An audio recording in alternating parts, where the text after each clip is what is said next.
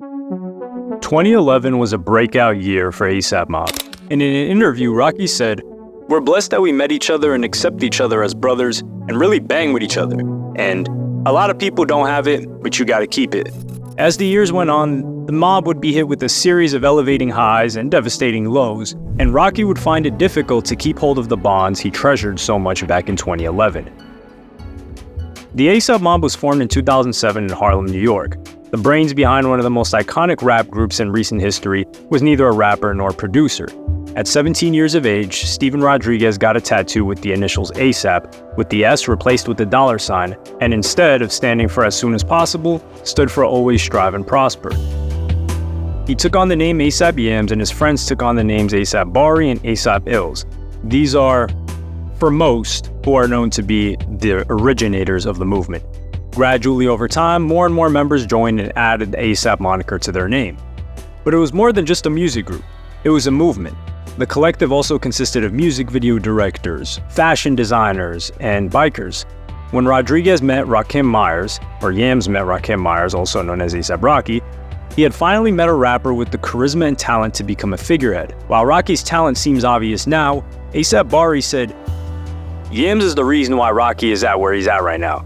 If it wasn't for Yams, Rocky wouldn't never be anywhere in the industry." With Rocky, the group had someone with the charisma and talent to take their influence beyond Harlem, beyond New York, and across the world. In 2011, Rocky's mixtape Live Love A$AP would achieve critical and mainstream acclaim. The hope was that Rocky's stardom had a trickle-down effect where his fans would take an interest in other members of the group. Hot off the success of Rocky's tape, the mob released a mixtape named Lords Never Worry, as part of A$AP's $3 million deal with Sony Music Entertainment. $1.3 million of this went to fund the group's label, A$AP Worldwide, and as well as the music, A$AP K and A$AP Bari formed a streetwear label named V-Lone. A$AP Mob's first mixtape featured several other rappers from the crew as well as Rocky. Of all the tracks on this tape, the song Work by A$AP Ferg was the most promising sign that one of the mob would step outside of Rocky's shadow. And he demonstrated this in his 2013 album, Trap Lord. Ferg even got upgraded from being signed to A$AP Worldwide to a separate major deal. For other artists in the crew, things wouldn't be as straightforward. 2013 saw Rocky become an established mainstream artist, and he supported Rihanna on her Diamonds tour. And although A$AP Ty Beats handled the production for Rocky's breakout hits Peso and Purple Swag, things didn't really take off from there. And his input on Rocky's debut album Long Live A$AP only amounted to one song. Furthermore, it seemed like Rocky was outgrowing the group, and the careers of other rappers like A$AP Nast, A$AP 12E, and A$AP Ant weren't really getting off the ground. Not his fault really, because a lot of them weren't dropping music. But whatever ripples or tensions were brewing, this would all be put aside from what happened on January 18, 2015. At just 26 years of age, A$AP Yams passed away due to sleep apnea. Some were saying it was a drug overdose, but the case was that it was asphyxiation. Yams was the glue that kept all of these members together, so many speculated that this could mean the end of the mob. Later that year, the group released a mixtape called Cozy Tapes Volume 1, which was already worked on and finished before Yams' passing. This sent a message that the mob wasn't going anywhere. January 18th would now be known as Yams Day, where the mob would perform a concert in their late friend's honor. After Rocky and Ferg, Bari was probably the most successful member of the group. He became part of a community of American streetwear designers in Paris such as Ye, Virgil Abloh, and an upcoming designer at the time named Ian Connor, who was pretty much a protege of A$AP Bari, who was closely affiliated with the mob. In the song Telephone Calls, Rocky rhymes, "Call the young lord, A$AP Bari, he legit. Money clean, young boy Ian Connor off the ish. Young lord." However, things turned sour between Bari and Ian Connor when Ian was accused of misconduct. And it wasn't just one woman's word against his, there were a couple of actual allegations, and then the numbers just started to go up, which is odd because the numbers don't correlate to the actual number of people that came out against him. This caused Bari to distance himself from Ian, which culminated in a fight out in the streets of Paris, at a pop-up store in the French capital for none other than Off-White Virgil Abloh. Ian Connor tried to fight rapper Theophilus London, causing Bari to jump in and sucker punch him outside the store. A$AP Rocky, meanwhile, had different opinions on Ian Connor. He described him as a visionary in fashion, and when asked about the allegations, he said, "If you realize, He never went to jail for that. Never been arrested. Never been charged. There's all word of mouth. A Cozy Tapes Volume 2 tape was released in 2017. Rocky and Ferg were once again the main attractions. However, the ASAP World label had signed Playboy Carti, or Og at the time, who was featured throughout this tape. The addition of Carti gave the group a much-needed shot in the arm, and instead of waiting for another mob member to become a star, they simply added one to the group. V-Lone, meanwhile, was on display at Paris Fashion Week, with the emo rapper Lil Peep modeling their clothing. Bari had successfully distanced himself from Ian, but Bari turned out to have his own skeletons in the closet. An Instagram video showing ASAP Bari engaging in some fairly terrible behavior. He was trying it on with a woman who was very vocally refusing him, but Bari persisted anyway. It was an ugly scene to behold, especially after the video came out, and was something that the ASAP mob was forced to address. This would be enough for many people to cut ties with a friend, but this was not the case with the mob. Ferg responded with, "Still a part of ASAP mob, but we kinda had to sit him down for a second.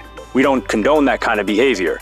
Ferg later said, quote, "It's effed up, it's a effed up thing, I don't condone that stuff." Rocky's response was less forgiving. He was performing the song Telephone Calls and switched up the lyrics. He seemed to rap, "Call the young lord, ASAP Bari, he's a beat." This was apparently Rocky's attempt to distance himself from Bari, at least publicly. As time went on, there were no ASAP Mob mixtapes to speak of. Coincidentally, Rocky collaborated with Tyler the Creator on the song Potato Salad in 2018, and both of them shared a fairly similar career trajectory. They were both the figureheads of their own rap groups, but as their careers continued to grow, the other members were still lagging behind. While Tyler's Odd Future group officially broke up around 2015, the mob seemed to slowly fade away. After turning 30, Rocky decided to go sober. In an interview, he said, "That was my New Year's resolution. Like I said in the testing song, Praise the Lord. Sometimes I even stop the smoking when it's time to focus. I just gotta get my mind right, get it healthy. That's just for now, not forever. I'm just getting my SHIT together." And in 2019, it looks as if Rocky had patched things up with ASAP Bari. Kerwin Frost did an interview with Rocky and Ian Connor to talk about fashion, and both spoke fairly highly about Bari and his influence on their lives. When talking about the old days, Rocky also talks about how ASAP Relly modeled for HBA in high school and was the first model from the mob. During this interview, Rocky even invited Relly to come over and be seen on camera. While Rocky was on the path to sobriety, other members of the mob were going in the opposite direction, with quite devastating consequences. Tragically, ASAP affiliate ASAP Snacks passed from an overdose in February of 2020, and later that year, mob affiliate China Rogers also passed away from an overdose. There was also major infighting happening within the group. ASAP Ferg had been going by the name Ferg, which sparked some rumors that he had left the mob.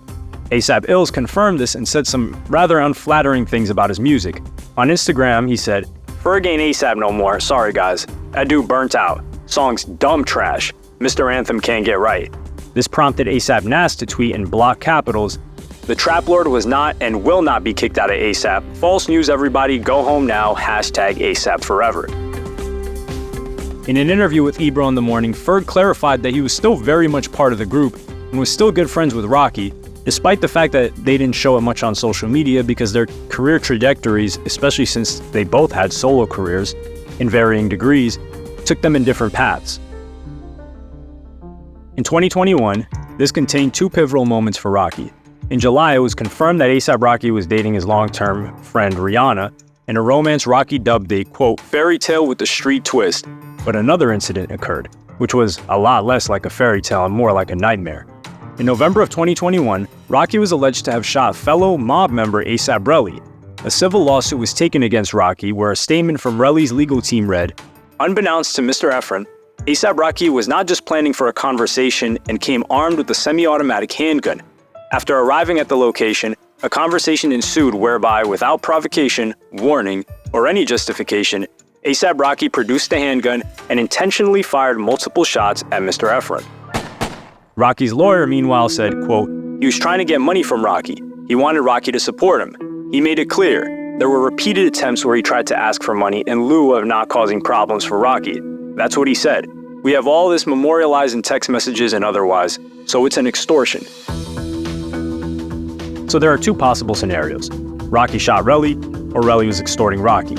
Either way, those two clearly weren't on good terms, and as we've come to find out, this incident actually happened. Rocky's lawyer even said that he was envious of him and stated, quote, "He's a failed associate, ex-associate of Rocky's, and he's jealous."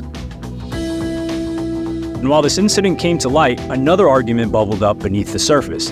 ASAP Bari went on to Instagram and said that Rocky is, quote, "burnt out," and under an Instagram post about Rocky's new album, he wrote, quote, "still trash."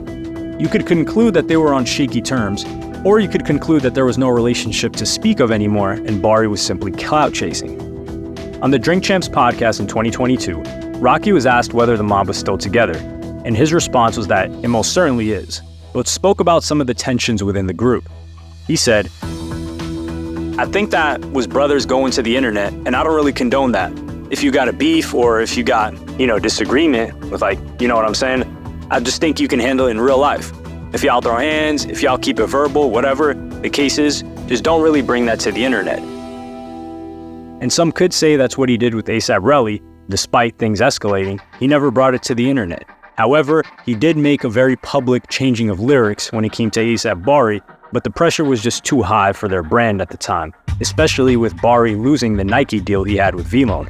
And Rocky was technically true to his words, but somewhat not so, because instead of airing his grievances online, he did it somewhere that would end up online. He decided to call out Bari and Ian Connor again while performing on stage recently at Rolling Loud. He was performing the song Telephone Calls once again. This time he rapped, "Call up young lord A$AP Bari, he a bit, and the young boy Ian Connor, he up." Given what Bari said about Rocky online, his diss was unsurprising, but Ian Connor was perplexed and literally DM'd Rocky to find out what the hell was going on. He posted a link to Rocky about how he called him that and captioned it with, "F this about." Rocky wrote back with, "They running with that. I jabbed that bruh and forgot the lyrics mid-sentence. Listen closely, he the ish." Rocky admits that he was going after Bari, but the lines got mixed up. So instead of saying Ian Connor was the ish, Rocky forgot his lines and called him an itch in front of millions of people. Hopefully Ian Connor will look back and realize just how hilarious that moment was. But for the most part, Rocky's now a father, and Rihanna's expecting another child. As I mentioned in another video, any negative publicity A$AP gets now will also reflect badly on her, so Rocky's presumably going to present a much cleaner image of himself from here on out, and this may mean distancing himself from the mob. And we don't even know all of the other inner issues that are happening, but he has beefed with pretty much most of the prominent figures in the mob. And of course, like many grown men with kids, he'll probably have less time to kick it with the guys like he used to. Ultimately, Rocky probably isn't as close to the A$AP mob as he hoped to be when he made that interview back in 2011, but over a decade later, successful artist and a family man, he's definitely living up to A$AP's message that you should always strive and prosper. Make sure to subscribe for more.